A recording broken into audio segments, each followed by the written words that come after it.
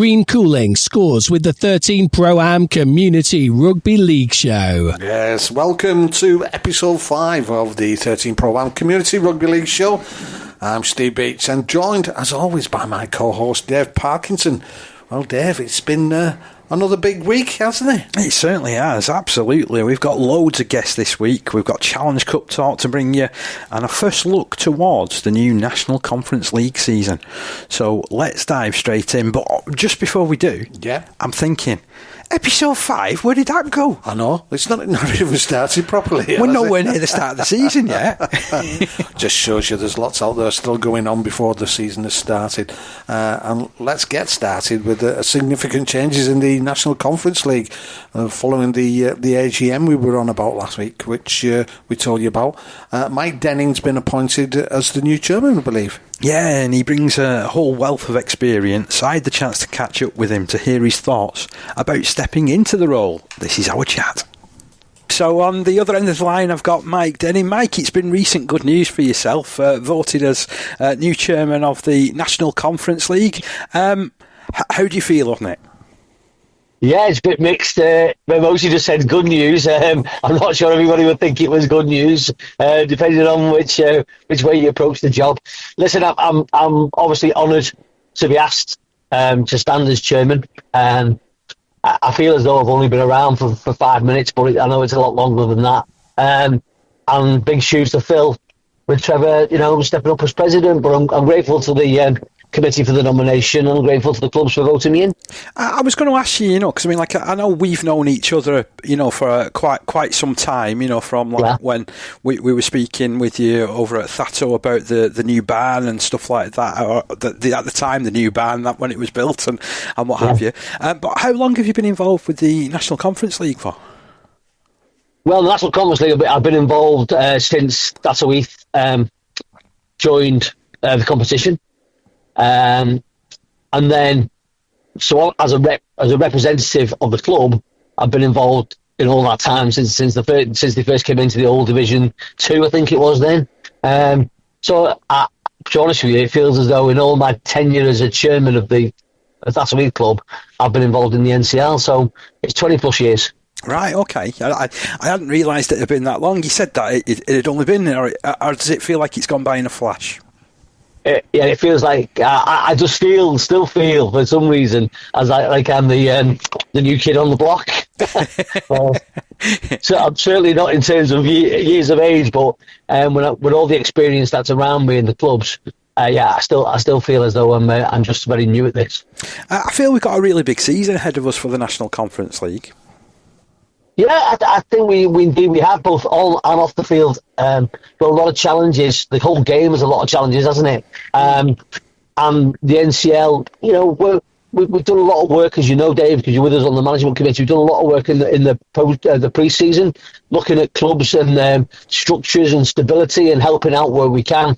And I think we've got a good angle now on the clubs that are in our competition.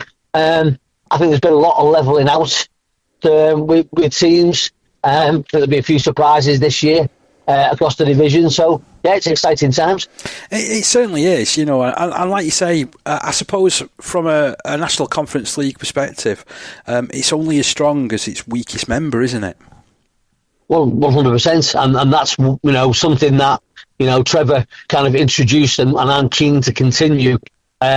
Which is to look at the weakest teams, if you like. And I don't mean so much in teams, but maybe in club structure, maybe they need administrative assistance, looking at constitutions, ways in which the clubs can really buy in to any grant funding. And yeah, you're right, and that's something that we should all be doing because we can all be competitive on the field, but as you just said, make the weaker club stronger, and we have a very strong competition. This is true, because over recent seasons there's been a couple of well-known. I was going to say demises, but that's possibly a little bit harsh in the term. But there's teams that have gone out of the league, they've come back, they've sort of like started building again, haven't they? Yeah, and that's great to see. And Keighley Albion have come back into the league this year, and there are teams. As you'll know, Dave, the teams that are top name teams have struggled. Not all, putting teams on the field has been a struggle.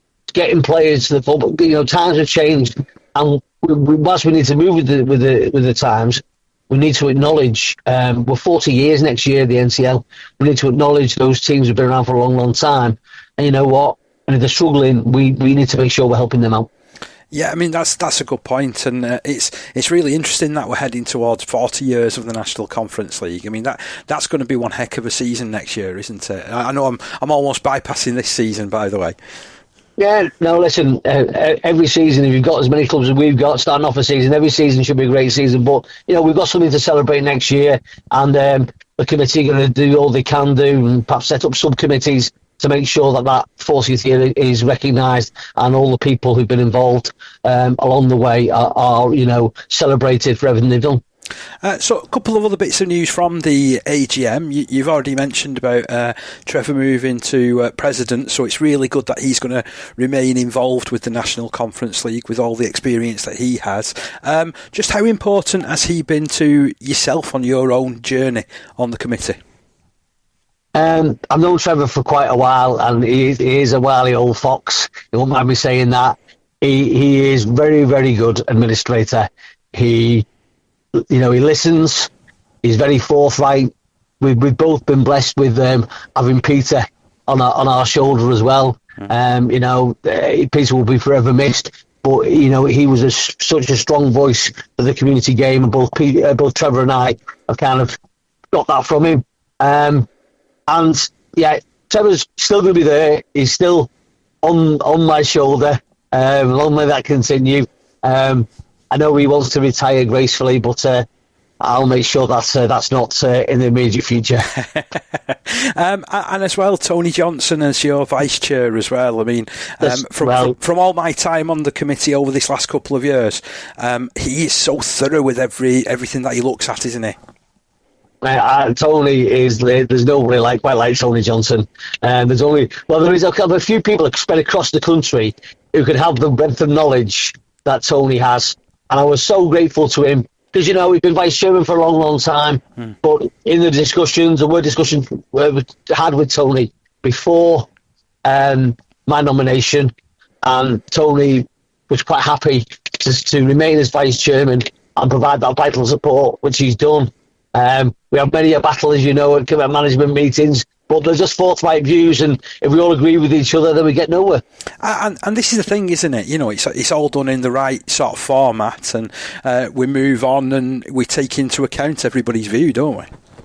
Oh, mate, 100%. I mean, I know people. Being on the management committee at the NCL is not the sexy side of community rugby, is it? Let's face it.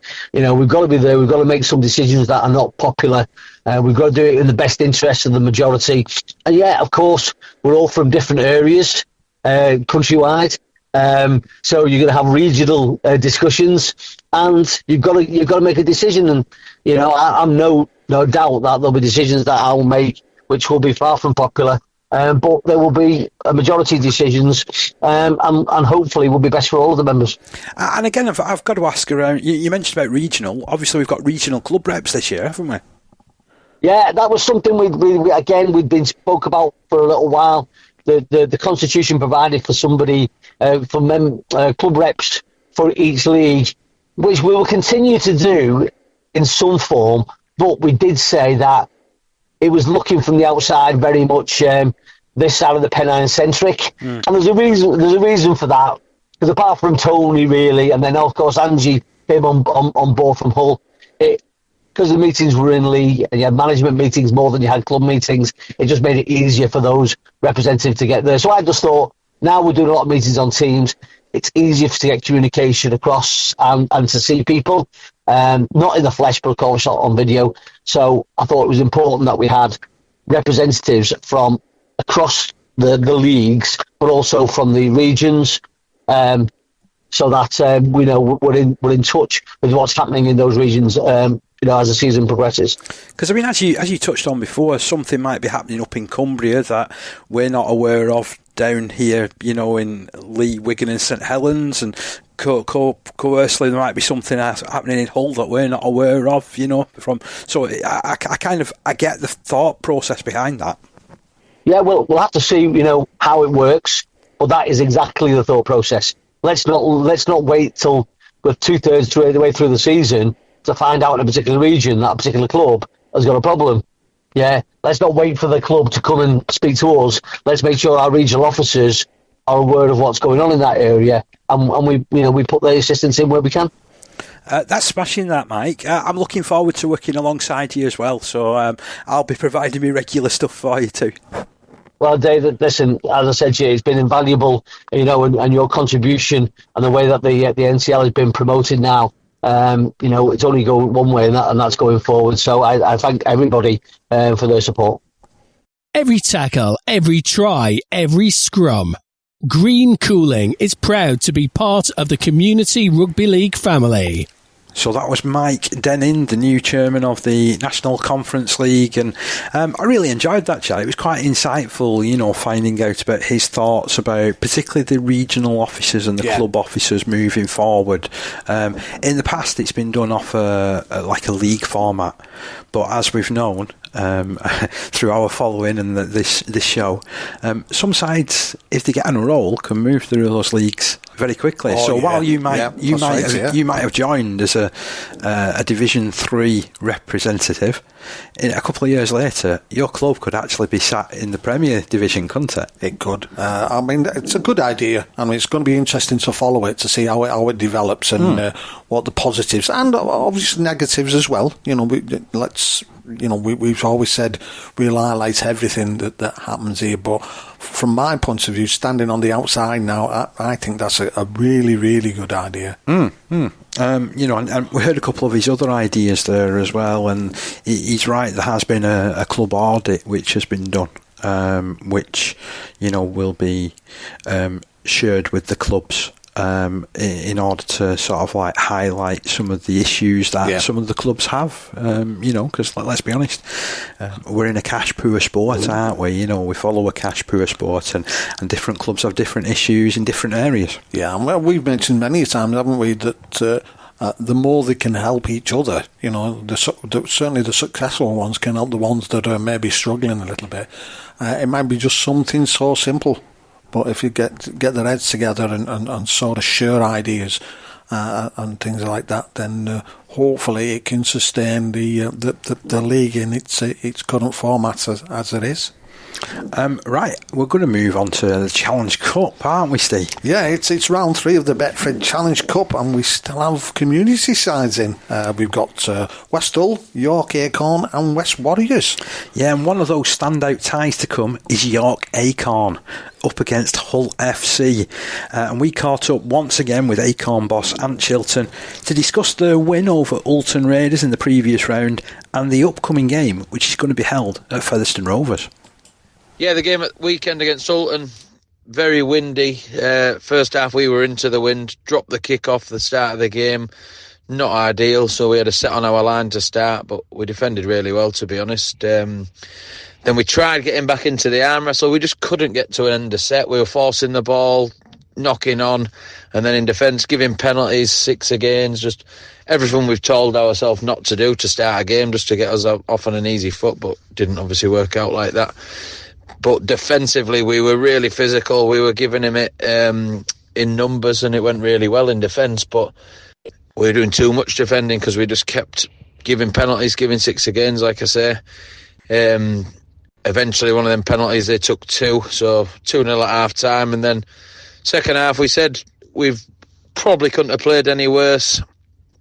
And we're only 2-0 down, so if we can actually just put some sets together, use the wind, just kick them into the corner, we'd get some joy, and we did, to be fair. We levelled up at 2-2 and then scored from the following kick-off, literally 2 tackles, and then booted it to the other end and won a race to ball. After that, we did get a roll on, to be fair, in the end, and we played a lot of the second half in their half of the pitch, which was nice. Standout performers, George Hunt got man at match, which Oulton picked. He made 30 tackles and had 20 carries. We did like an old boys sponsors man at match. They give it to Nathan Conroy, and say the attack wasn't quite there, so he just really stood up, put the ball up his jumper and just took the line on, and he dragged us through the game, to be honest. Same with my brother Matt Chilton, he was exactly the same. He, if the attack broke down, instead of forcing a pass, he'd just dummy and go himself, and we got up there, and then we were kicking really well, to be honest. In the second half, we got a lot of repeat sets just by playing really simple stuff. Another standout was probably Eddie Prescott. Some of his contacts were monstrous, to be honest. And on Oulton, Oulton were really good, to be honest. They played some really good shapes. I think they just caught us on a really good defensive day. I think they'll go really well next year in the NCL one. And then, like you say, the big one, Hull, obviously we haven't got what we wanted. We wanted it at home, which was basically the RFL made out the draw was going to be like that. But as soon as we got through round 2, we had an email the same night saying we need to do a lot of things to make it happen, which put a massive dampener on the night, to be honest. I know it's happened to West Hull and West Warriors. Literally none of us are at home, which is a bit infuriating because, like, you've got the likes of Loch Lane, they played Hunslet at home, which are in the Championship. They didn't have to do any of that criteria, really. But we've put a good package together with Fev. We've got a lot of free buses going from the club, which is really good by the club, to be honest. It'll just get us a lot of fans there, which is what we want. We've got the game on a Saturday instead of a Sunday, so basically it's just a reward for all the lads over the last few years that have had to travel to your likes of Cornwall, Edinburgh, Portsmouth for the Navy, so we can get back in our club and give them a night to remember. Green Cooling keeps the 13 Pro-Am Community Rugby League show cool, even when tackles get heated. Yeah, Ant Chilton, obviously recorded, I think it was last week, but he was on about a few coaches going up. Apparently 5 coachloads of Acorn supporters are going to make that trip to Featherstone. That's going to be a brilliant atmosphere, isn't it? It is, and I know because we know what Fev's like. We do, and especially if they congregate in that main stand. Yeah. The acoustics in that main stand are tremendous. It can sound like there's about 5,000 people on, can't it? Absolutely. Even if there's only 500 in that stand, yeah. But it's because of the acoustics and how sound rattles around. Another thing that Acorn are doing, so I would suggest if you haven't already contacted them to go and take this trip, you do so, because they're doing bacon sandwiches before they go. That's what we like. I love things like that, mate. That nearly sold it to me, to be honest. So best of luck to Acorn. Yeah, enjoy the day, both players and obviously all the supporters as well. Interesting that he was talking there, Ant, about the game being accommodated by Featherstone Rovers, and it is such a shame. You know my thoughts on it. That I get and I understand that they've got to make sure that places are safe, and there's criteria to meet. But it just seems really, really harsh when they've got community clubs have to go to extra expenses to switch games. It just doesn't make any sense. And I'm going to come back to a little interview that I was reading with Zach Hardacre. Yeah. So Zach, new signing for Hull this season, and he's saying he would have been happy enough to play over there at Acorn, even if it was on a field full of dog muck. He just wants to play rugby, and he said that's the way that they're approaching it. Well, the bottom line, that's where the guys have come from, haven't they? At the bottom, it's the majority of those players have come from places like that. I mean, we were speaking to Christian from Dewsbury Moor Marines and he was saying, they played Hurst Finch the week before in the Challenge Cup. So why don't the same rules apply for that game as when they played the week after? I mean, I do understand, so we have spoken to the RFL about this before, haven't we, where, they came back to us and gave us like a full and frank submission, really, I suppose, didn't they, about kind of what you had to do and what you had to put in place, and you had to have so many seats and all these other things as well. And they do try and work with clubs to ensure that they can host, so the likes of Thato have been very successful in hosting games at their venue in the past. Ant mentioned there about Loch Lane and the fact that that's an enclosed venue. It's a place that we'll be going to later on in the season, isn't it? And I'm really looking forward to that trip out. But the point I'm making, though, I agree with all those things, but surely why don't those things to apply when two amateur teams are playing each other? It's an interesting point. This is where it falls down, doesn't it? And straight away, the community side's on the back foot. Sort of without even stepping foot on the pitch.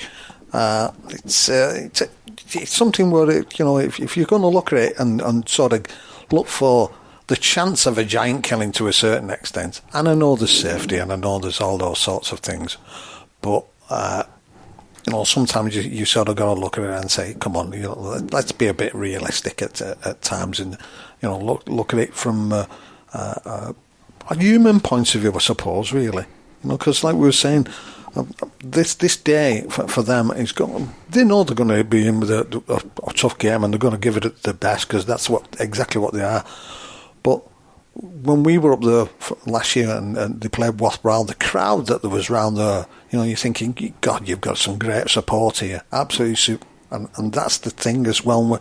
They'll be enjoying themselves. 5 coach loads, that's absolutely fantastic. Absolutely. Let's take a look at the other ties that are happening in this round. So all the action gets underway on Friday. Workington Town are hosting Leigh Leopards. Sheffield Eagles are at home to Wigan Warriors. York are at home to Hull Kingston Rovers. Then on Saturday, Halifax are at home to Catalans in the early kick-off. West's Warriors, they're up against Leeds Rhinos, and they have switched the game, so they're not hosting the game in London. They are, of course, of the Southern Conference League, West Warriors, but they have switched the game to AMT Headingley Stadium. We were just hearing there about Hull FC having to travel to the Millennium Stadium in Featherstone rather than to York Acorn's picturesque club. And West Hull, rather than them being able to host St Helens over there at Johnny Whiteley Park, it's going to be played on the other side of Hull. It's going to be played over at Sewell Group Craven Park. I could cause a bit of a rumpus here, and I was actually thinking I could say something about this, because I know, having been over to West Hull, so many of their supporters, the link with Hull. Oh yeah. So this is like crossing the border. Yeah. This is like if a league game was hosted in Wigan. Yeah. It's that bad. The rivalry. And the thing is, it's a venue that I know Saints are not happy with going. They've had a lot of problematic times there when they've certainly played OKR. And it depends what team. Like I said last week, if they send the same team out that they sent out against Salford, then I'd start worrying to a certain extent. To be fair, I mean, I'm really looking forward to the 2 National Conference League clubs going up against the 2 Super League big boys, if you like. I mean, these are the type of stories that in the media it creates interest, doesn't it? You've got West Hull, who've been at the top end of the National Conference for a great number of years. Fantastic pedigree. They bring so many good players through that have stepped into the professional ranks over on that side of the country as well. In a way, it's fascinating, and again, you would expect both of those clubs to come away with hefty defeats, wouldn't you? Yeah, you would have thought on paper that's what you're going to get, but there is always that slight chance, and as we've spoken to Christian last week, it's more about the occasion, isn't it? Yeah. So, how often in the past has York Acorn played against a full-time professional outfit? Right, how many times in the past have St Helens had to go and play a club like West Hull? I think it's fascinating. Yeah, and that's what it's all about. And I mean, by bringing Super League clubs in earlier, and this is what it's created. And even if they do send the academy side out, sort of a lot of those players, that doesn't really matter. At the end of the day, they're still, sort of quality players. I mean, that's what annoys me, is that when you get to the end of a season, they say, "Oh, there's too many games, this, that, and the other." You think, hang on. How many players have you got in the academy side that could actually play? It happens with the community sides. You get them, maybe the second team or the 18s who were just the lads who were old enough. They come through and take part. So, sometimes you think, hang on, just take a step back and look at yourself. But It's going to be interesting. Other ties happening on Saturday are Goole Vikings up against Wakefield. They've switched that game as well, so Wakefield are hosting that one. Whitehaven hosting Warrington Wolves, which I don't know, that again is quite exciting for the area, that as well. And then on Sunday you've got Bradford against Castleford. That's going to be on BBC Sports. You've got Featherstone Rovers up against Ince Rose Bridge. So yes, Ince Rose Bridge are another one of our community clubs that are going to be heading over the border to test the mettle and to have a go against what is looking like it's going to be a very strong Featherstone Rovers side this season. You know, having seen them in the last round against Waterhead, they have got some big players. I mean, when you can bring City Aleki Akwala on off the bench, you know that you're going places, don't you, to be fair. So, very much so. I mean, that's absolutely tremendous. And, knowing how those Ince Rose Bridge boys have been training in pre-season, and they played some good stuff, didn't they? They did, yeah. Up against Blackbrook in the last round. Yeah. I mean, they'll give it their all. Once they get on a roll, you know, they're a good side. There's no ifs and buts. And we said this last week when they were actually playing against Brook was. We'd seen them at the end of the season. They played Crossfields at St Charles Bridge, and they started to get a bit of a head in front and a bit of steamrolling and sort of put the foot down. But yeah, they'll enjoy the day. That's the main thing. Is go out there. You want to win. But at the end of the day, it's not the end of the world, is it? At least you've been there in the sense of you've enjoyed that occasion. You can bank that one. It's always going to be there for a memory for the club, isn't it? Oh, yeah, and tremendous memories as well. This is why you want to get involved in rugby league, isn't it? To have this opportunity of winning your way through in the most prestigious cup competition that we have, and to get the chance of playing against a professional side. Absolutely brilliant. Elsewhere, you've got Midlands Hurricanes hosting Salford Red Devils. I wonder whether they'll be have dreams of an upset victory there. And then Batley, they're at home to Dewsbury. Whoa, that's another big derby, that, isn't it? North Wales Crusaders are at home to Widnes Vikings. Huddersfield Giants, who've been really struggling in pre-season, they travel over to Hunslet. And dare I say it, 20 years ago? I am going back about 20 years ago. Hunslet knocked Huddersfield out of the cup when they were a Super League club. So, can lightning strike twice? Interesting. Oldham, meanwhile, they're at home to Barrow Raiders in the last game that we're going to talk about for this round of the cup. And again, interesting little tie, that one. Barrow Raiders with a lot of Super League experience. So too have Oldham. Yeah, I mean, Oldham are probably one of the sort of talking points in that division, certainly from last season, weren't they? Because of what Longy was putting together there, from a squad point of view. But yeah, it's going to be an interesting one. So obviously that's the Challenge Cup, that's in full flow. Let's start looking ahead to the new Conference League season. We've got a couple of great interviews lined up. First of all, we're going to have a chat with Danny Ryding from Wigan St Pats about the club's fresh start, his optimism for 2025 and his own playing career. I'm delighted to be joined by Danny Ryding. Danny, as skipper of the club, big honour? Yeah, very big honour this year. I think something to prove, to be honest. We've had a difficult few years. Obviously last year we started off really well and then sort of faded off, so we're out to prove something this year. Is this your first stint as skipper? Part way through last year, but this will be my first full season, so looking forward to it. I mean, that's really proud of me when you've had the sort of career that you've had as well.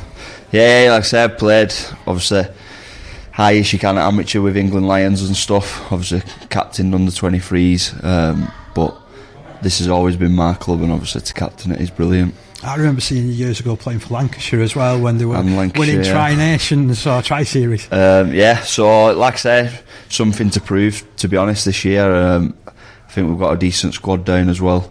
A few new additions. Looking forward to it. Just having a chat with Ryan before, and he was saying a lot more numbers. I mean, that's going to really, really help, isn't it? Yeah, I think last year, like I said, the back end of the year, obviously we get through summer and you get holidays and stuff. we probably did struggle a little bit, picked up a few bad injuries, myself included, and I think obviously the squad depth that we're probably going to go into this year with can only stand us in good stead. You mentioned an injury there. Are you fully over it now? I'm over it, and I'm Excellent. back in the gym, so we're good to go. And you know, what will this season mean for the club? And you know, with having all these new players, and you know, we're sat in this great suite now, aren't we? Yeah. I mean, like I said, been a bit of a change in the off season. Obviously, the committee has had a bit of a shake up. Craig, our new chairman, he's doing a cracking job. It was a bit of getting all the obviously new sponsors and stuff on board. Greenmount Projects, who myself works for, and we're just excited for what's to come. I mean, that's massive when you know, as a club, you can attract someone like Greenmount through, you know, they sponsor Wigan, don't they? Sponsor Wigan Warriors and the Wigan Athletic. Mike Sharkey, our chief exec, he's a ex-St Pats captain, so he's certainly obviously keeping the club going, and I think the investment that we're going to put in over the next few years, obviously through them, it's a great place to be at the minute. There's a fancy word that I'd like to use for St Pats this year, if you don't mind, and that's renaissance. It's sort of like, you know, building up again. I think there is that feel around the place. I mean, I've never seen the club as busy, if I'm being honest. The bars are back open in the week. I think people have got to get on board with the change. It's how it used to be. So I always remember it growing up. There's probably a couple more lads who've played with me all the way through the years. Hopefully those good times are back, and they'll be here to last.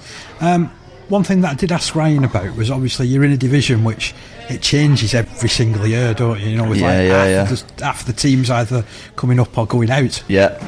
What's that like as a player involved in that type of stuff? To be honest, we've got quite a few teams this year that we've played probably quite a bit over the last 4 years. We've got a bit of intel on them. I think there's no doubt about it. A lot of teams probably do struggle come summer. It's just the nature of the game now, with obviously holidays and stuff. There's a couple of Prem teams that have come down, and we'll be looking to prove ourselves against them and certainly put a number on them. I know whenever I speak to any sort of players in pre-season, they're always like, well, we're going to aim for the very top, because that's what we've got to. It's in our nature to do that. I'm guessing that's no different here. No, I think that is the goal. Like I say, I think we went out to 13 games at the beginning of last year. I think we won 11. Now, the team we've got this year, I would say, is as strong as last year, if not stronger, but with more depth.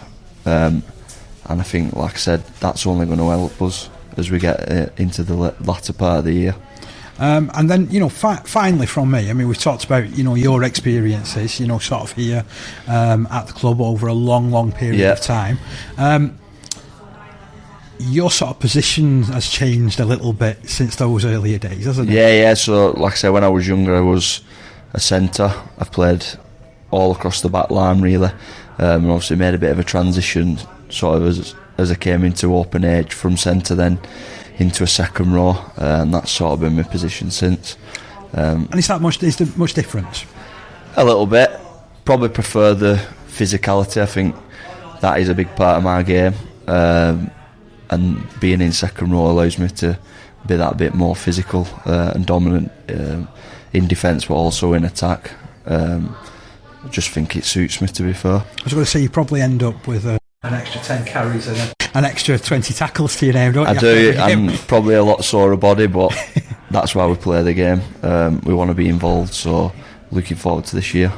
Danny, thank you so much for joining me. Great. Really appreciate it. No, and all the best for the season ahead, mate. Great, thanks a lot, Paul. From players, referees and competitions, to clubs and playing fields, we talk about the lot on the 13 Pro-Am Community Rugby League Show. So there you go, that's Danny, is it Ryding? Danny Ryding, yeah. He's the captain of Wigan St Pats this coming season. A role that I think he's relishing, and judging from being down at the training night, there's a lot more younger faces that are now training. There's a couple of other lads that have played League One rugby that have come back into the community game as well. Yeah. I think that Martin Ellis has also been able to work his magic a little bit in with the links that he has, and it is looking a heck of a lot stronger. He's not snaffled any Latrid players, has he, by any chance? Maybe a couple. Maybe a couple. I mean, to be fair, when we were up at Crossfields, there was a couple of ex-Latford lads who were there. But it's that sort of thing. It's a chance to step up and play at a higher level.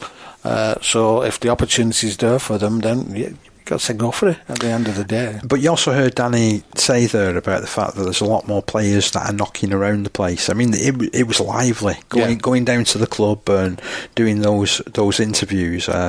Obviously, I've not got that much other clubs to go at the moment. Yeah. You know, because sometimes you just go and the way that I've been, it's almost like parachuted into a training session and then getting out there afterwards. So, you know, I didn't go into like the clubhouses and that so far, but it just felt different. Yeah. It felt like lively. It felt like the place felt like it had a mission again.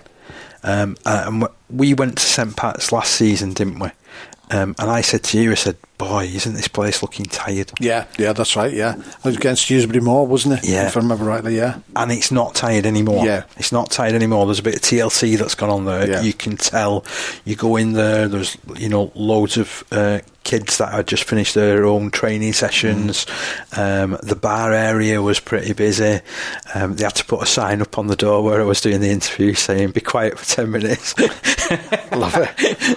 I felt like royalty, to be honest, you know, going in there. But I mean, it is fantastic, and there definitely does feel like there's a different vibe about the place. So I do look forward. That's going to be one of the first games that we get to cover over the course of the season as well, isn't it? So that's right. Obviously we'll bring you up to speed on the matches that we have jotted down in our diaries to come into a rugby club near you. Yeah, and so also moving on, Parky's been, as I say, roving the country, went over to Warrington, and we're going to hear from Adam Files, who is closing an era at Oulton Rovers as he prepares to move to Australia, and he reflects on his time at the club and what the future holds. Okay, I'm joined by Adam Files. Adam, I believe it's the end of an era for you, mate. Yeah, new challenge next season, going over to Australia to play with Jackson, who played with us there last year. Going over to West Tigers Mackay in Queensland and see what that's got to do, something I've always wanted to do. So before I get too old, go and do that. Are you looking forward to that challenge? Yeah, really looking forward to it now. Really see what it's about. I don't really know too much about the league or anything, so I'm going into the unknown a little bit, but that's what it's about, I suppose, isn't it? How long have you been down here at Woolston for? Oh, jeez, I've started at Woolston when I was probably 5-year-old. I'm 32 now, so I had a little, from like 16 to say 24, I went elsewhere and then been back ever since. And, you know, so you've sort of been one of the guys that's been part of this club moving forward, haven't you? You know, and sort of climbing up again. Yeah, what we're in Division 1 when I come back was, I don't know if it was in Division 4 or even Division 3 or 4, and we've had a couple of promotions, and yeah, it's been good. How do you reflect on that time, you know, that you've had, and you know? I've loved it. It's been some hard times, don't get me wrong, but loved it. Met some great people who I'll be friends forever with, and yeah, I've loved every minute of it. It's been a bit great. I'll definitely finish my career. I'm going to Australia, but I'll be back. No doubt about that. And I always think it's always been between you and Harry for try scoring, hasn't it? Yeah, so over the last few years. He picked me last year, didn't he? But I normally do claim that one, but I think he did pick me last year by a try. I think I could be wrong on that. Yeah. Do you use that as a bit of a? Not so much now. When we was younger, maybe. Yeah. I think when your dad give you £1 or whatever for a try, but not now really. As long as we win, that's what we want, and you know, it don't matter who scores, but. Yeah, me and Harry are normally up there with his try scoring. Got to say as well, I mean, Woolston's a pretty special club. We're at like the opening event for your season. There's fellas that are being inducted into your Hall of Fame. You know, I mean, not every club does this sort of stuff, do they? No. It's when I come back, this was happening, but it weren't really none of us in the open age was really not bothered about it. That's not the right word, but now everybody's involved in everything that goes on here now. It's pretty good, really. So it's a lot more connected. It's a lot even Jamie Bell and Graham Smith, they're involved. Like, they come down to training and match days, and all the lads know them and like them, and it's a lot closer a club now than when I come back, even say 5-6 years ago.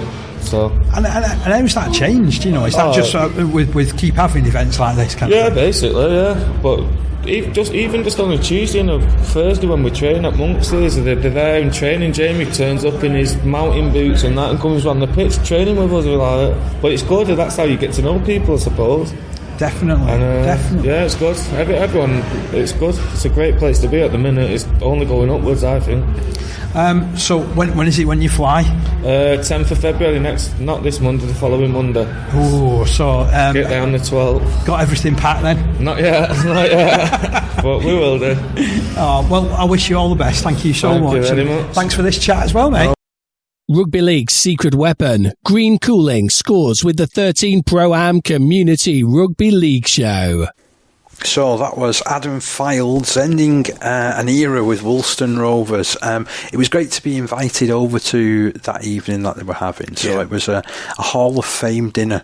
I don't know how many other community clubs do this type of thing. Was it at the Monks or was it somewhere else? No, it was being held in the middle of Warrington at the Masonic Hall.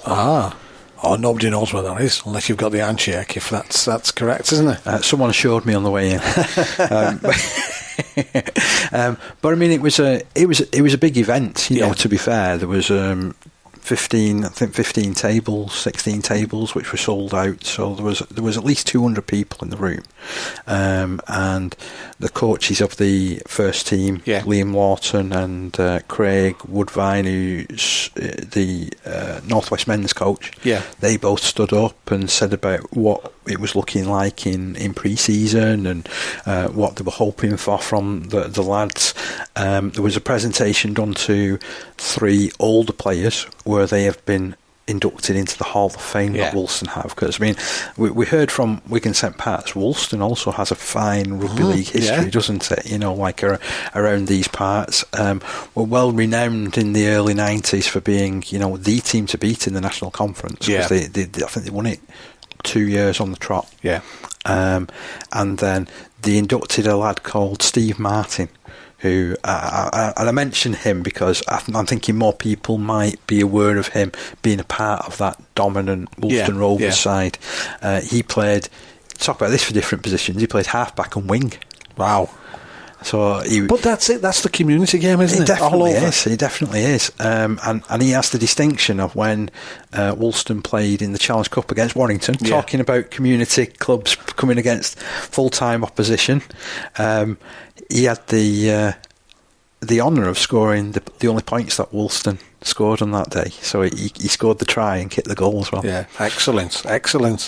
So it was great to hear that, and there's no doubt that Adam Fields will be a loss because he's been one of the key components over the last 5, 6, maybe even 7 years since he returned to the community ranks. But I do wish him well out in Australia because I mean it's one heck of a lifestyle adventure, that, isn't it? Yeah, and you've got to take if those opportunities arise, then you've got to take them. And we were on about this last season, if you remember, when we were at Clockface. A similar sort of thing happened to one of their players, and he was taking it up and going.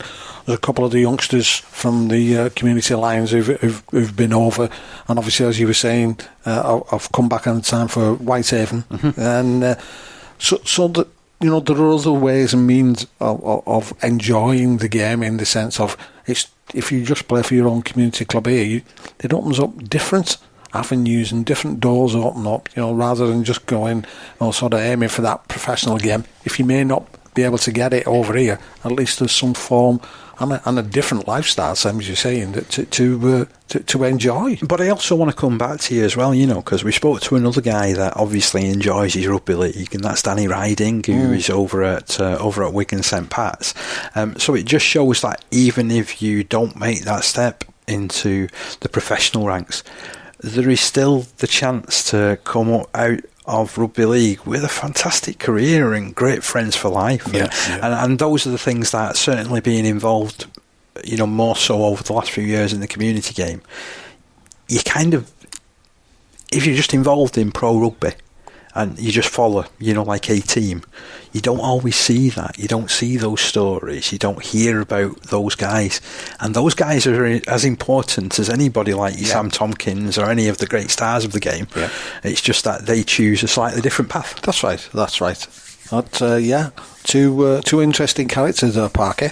So let's have a look now. Let's take a look at what's been happening on social media in the world of community rugby league, because there has been some things floating around, haven't there? There has, yeah. So obviously last week we broke the story about Wigan St Jude's. Oh yeah. And the vandalism that had happened to their pitch due to bikes and quad bikes, and they created an absolute mess. I suppose as a follow-up to that, we've got local MPs, we've got councillors that are backing the club's effort to raise funds to put up fencing at the club. For me, I'm a little bit disappointed in one respect, because you're fencing off areas that previously have been open to people, but it's obvious that you can't trust. Well, yeah, and that's the thing. People these days, can you? Unfortunately, and we live in a world where it seems like even if you're doing something for the community and it's coming from the bottom of your heart, like it is at a lot of our community clubs, someone somewhere is always out to spoil it. So I welcome these efforts to raise the funds to put up fencing over at Parsons Meadow. It's a brilliant place to watch your rugby league, isn't it? It's lovely. It's a really nice clubs. It's one of those, I say time and time again, a lot of these clubs, you don't even know they're there, and then suddenly you're in the middle of an housing estate and there's a massive rugby pitch with a clubhouse next to it. And how many times that happens? And it does need protecting at the end of the day, because it's an important piece of land, and if the rugby can't use it because of it being churned up, anybody who's sort of walking in and around there as well, and if that sort of thing's happening, then it's going to be bad for those as well. So they've launched a crowdfunder appeal. I believe. So as a result, I think they're looking for £12,000, and so far, I had a little look at lunchtime. They've had nearly £1,400 pledged, which is a fantastic first up effort, isn't it? It certainly is. But it's a shame that it almost takes this type of thing to happen for councillors and MPs to sort of look a little bit further than their own doors at times, isn't it? It's crazy. Well, over at East Leeds, they've been announcing new signings and players committed for the 2025 season, and there have been some additions though, Park. Oh, there certainly has. I mean, I'm sure there's more to come, to be honest. Rob Roberts seems to be the most busiest man in community rugby league at the moment. It seems he's putting messages on the East Leeds Facebook page daily at the moment for players who are joining. Over the past few days, he's been able to welcome back Alfie Crawford, who came so close to England Community Lions selection for the squad to go to Western Australia last year. He has, over the last couple of years, been representing York Acorn. Yeah, I remember seeing him. Also joining from York Acorn is the blockbusting second rower Isaac Coleman, who in the close season represented Jamaica. And he has also represented the England University side as well. So he's a player of good pedigree, really big runner, to be honest. In fact, I know that I went over to Rochdale Mayfield at the end of last season, and I took loads of pictures that day. And I think I managed to get about 6 action pictures of Isaac Coleman running at the Mayfield defence for York Acorn. At one point I was thinking, it's the two of him. He seems to be popping up on both sides of the field. They've also announced the signing of Chris Brenning. So he's a fleet of foot winger that's played for England at youth level. So I'm looking to see what he can do. They've also got two experienced heads which have joined them as well, who are both well versed in Hull, to be honest. So they've got brothers Callum and Elliot Windley. So Callum Windley, I think he's on the coaching staff of Castleford. Yeah. But he has played a lot of community rugby. He's played in the pro ranks as well. Elliot Windley most recently had been playing for Midlands Hurricanes in League One, and they're a halfback. So you've got Callum, who's a halfback, Elliot, who's a 9. So that offers quite a bit of versatility there, with Alfie Crawford also coming in as a 9 as well there. And then they've also just announced the signing of George Clark, vastly experienced front row forward, who actually, again, a few years ago did play for East Leeds, but in the last few years he's been right at the top end of the Premier Division with Hunslet ARLFC. So that's another loss for Hunslet. Yeah, we were only on about that last week, weren't we? We were. Yeah. So I'm really, really interested to see what all these changes at Hunslet do to the start of their league campaign. I've got a feeling every other team in the Premier Division at the moment is licking the lips at the moment and thinking, I can't wait to take on Hunslet, at the start of the season. But they're after the four-peat. Yeah, and the thing is, you've got to be careful with them, because we said last season that they're still class players. They're still class players. They're the sort of team who they know if they're in the right position come the end of the season, when it comes to those playoffs, they're the ones to be frightened of. Yeah, but class players that East Leeds have added to their ranks as well. Because, again, we were saying last week, because obviously the loss of Thomas Mims, who done a sterling job for them, but to get all those to strengthen the squad, it's absolutely fantastic. And there's some real strength coming in there. I think that certainly Rob Roberts has looked at who's around.